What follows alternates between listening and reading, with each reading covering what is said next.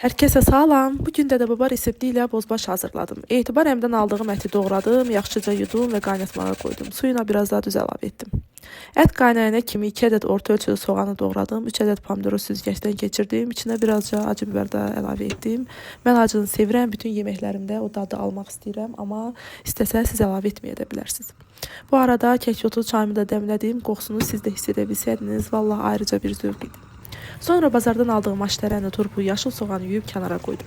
Ət bişdi, indi keçdim əsas mərhələyə. Soğanı zeytun yağında tavladım, 1 çimdik tuz, 1 dilim kərə yağı da əlavə etdim.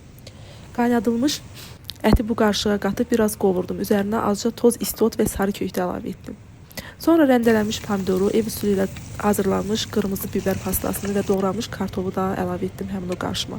Biraz da birlikdə qovurub ətin suyunu da üzərinə əlavə etdim. Səsi gələnə kimi bişdi. Ən sonunda isə əvvəlcə qaynatdığım noxdu da həmin o qarışıma əlavə etdim və nəticədə dadı möhtəşəm idi.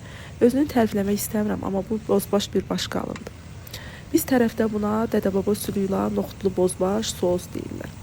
Əziz izləyicilərim, işdən gəlib həm yemək pişirmək, həm onu çəkmək, sonra bu parçaları birləşdirib sizə təqdim etmək vallahi asan deyil. Amma sizin rəyləriniz, bəyənləriniz məni daha da həvəsləndirir. Abunə olmağı, videonu bəyənməyi unutmayın ki, mən də sevinim. Hələlik.